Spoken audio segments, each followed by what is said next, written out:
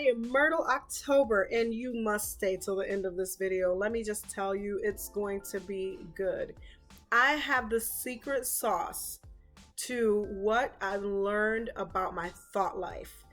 I want to share this with you because it took a lot of work, but not that I've arrived, but I definitely have a different thought life than I had at least 3 years ago. And I just must share this with you. It's so good. So you're going to want to watch to the end of this video.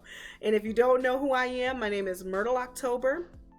I am a life balance coach, and what I do is I help everyday stay-at-home moms, students, entrepreneurs, and working moms who just want to do better, and I definitely feel like I don't know what I would do if I couldn't share or help people. And so that's what I love to do. I love to help people. I love to share my life with you. I want to share my life with you. I want to help you with things that I've learned and watch you grow, watch you win. Just watch you win. Yes, you know exactly what I'm talking about. We're going to talk about 3 categories that align with our thought life. In those, there are about 10 different types of thinking patterns that we all tend to have. And sometimes we can be obsessive. Well, that's what we're going to talk about today. How we can refrain from obsessing over it or just even identifying those thoughts ahead of time so we don't inflict the pain on ourselves or project that behavior on other people. I like to say first and foremost that I know that God is the reason I was able to even digest any of this and get through these principles, and I still revisit them here and there because they're timeless. They don't die or fade. Again, all or nothing. This is often when you are like, oh, it's this or it's that. You never see anything in between, and often this is called black and white thinking. Moving on to jumping to conclusions. And again, that's more like persons who's perfectionists. Sometimes they think they're prophetess, fortune tellers, or thought readers, or spiritists, maybe even a wizard in the old ancient times. But even still, those type of behaviors and people exist. And so whether this is, again, not to say you're not any of these things, because I don't know that.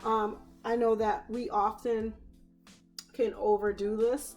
So maybe you get an intuitive thought, or maybe you've been right before, maybe you've have had experience with sharing information and it's come true and things like that. But don't get too caught up in thinking you know what someone's thinking about you. That say you could read minds. What does it matter if someone's thinking something? Then you can't control it anyway. The next one is should or must. Now this one you can project on other people as well. So being a critic, more probably than anyone, I love constructive criticism. However, when you're a critic of this sort, or you start thinking like this in terms of things you see or people doing where you really don't have enough information, you start using words like should, must, and ought. And you start using language surrounding guilt-ridden and failure type of language. And you can apply this internally and externally, and it leads to frustration. So being mindful that you don't want to get into the unhelpful thinking style of should and must. So far we've talked about all or nothing, jumping to conclusions, and should and must. About magnifying. Oh wow, this one's good because a lot of times when you feel like somebody's blown something out of proportion, or they make it shrink it down, it's still called magnifying. So you're looking too deep into it, or you're blowing it up too big. And I feel very qualified to talk about this because this is things I've struggled with, and I still do at times struggle with it. However, now in my season of life and in the last 3 years, I've had to grow and I've had to learn it. I don't want to hold back things that I know could really help people. So we're here today talking about unhelpful thinking styles, and I've broken that up into 3 different categories. And again, this is stuff you can find in Psychology Today journals and things like that. So it's not new information. I've paraphrased a lot of this information, but I've used this over my times, and I still do at times have to go back to it and ask myself, which one of these am I doing right now? And I think that's what you're going to have to do too. Which one of these am I doing? Because that's what's going to keep you from being so caught up in certain things that say you could read minds. What does it matter if someone's thinking something? Then you can't control it anyway. So that's really important. How are you guys feeling right now? I've been talking a little bit about some of the different patterns of thought processes, and kind of showing you just the board and not me right now. So just want to make sure you guys are all tuning in.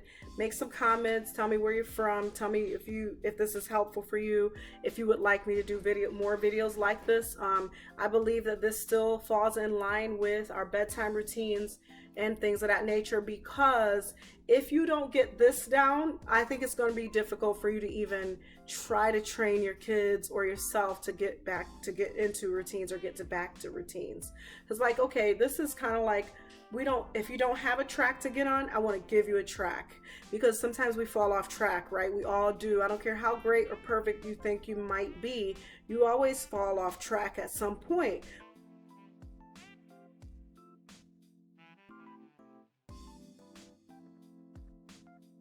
The next one is overgeneralizing, and I have generalists set here because mental filter. Now we're coming down into the pessimist area. That's 1, 2, 3, 4, 5, 6. Focusing in on one type of evidence, seeing only failures, dismissing success. A lot of Christians struggle with this. I know for a fact, because I've struggled with this as well. It's important for you to be humble. Yes, yes, yes.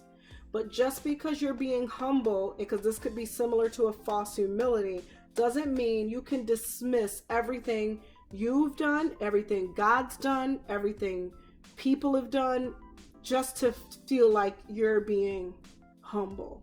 Now we got emotional reasoning. People who are coming down to pessimism. You like to assume the worst case based on feelings alone.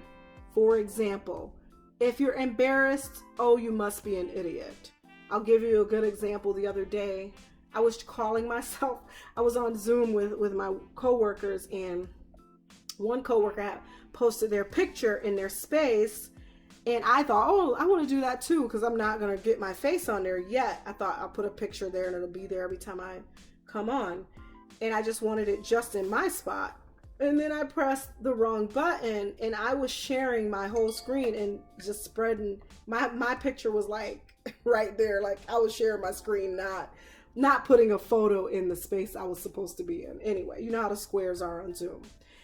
Anyway, that was funny to me. I laughed at myself because I knew I didn't mean to do that. You know, I thought it was funny. I'm sure someone might have thought that it was something else, maybe, and that's okay. But just because it was a bit embarrassing doesn't mean I'm an idiot. You don't let yourself talk to yourself that way. You're changing how you talk to yourself. So just because you do something that can be embarrassing and people are like, what are you doing? Seriously? It doesn't make you an idiot. Next, we're going to talk about labeling. A lot of us like to label ourselves or other people. Again, all these can be projected on someone else if you're feeling this stuff. So it's very important that we don't do that to our children, our spouses, our friends, calling people a loser, useless, idiot, this or that. Sometimes you do it to yourself. Most people do it to themselves. You are this or that. Then the other one is personalization. Yeah, personalization here. And that is also one that can be internal and external. Qualifying the positive. I feel like that's complete pessimism, because you totally say this is not positive. You know, nothing good came out of this. That's never true. I just want you to know that. If you want to talk further about this, go to info at myrtleoctober.com, or go to www.myrtleoctober.com if you want to work together. I'd love to meet you and talk to you closely about more ways that you can win.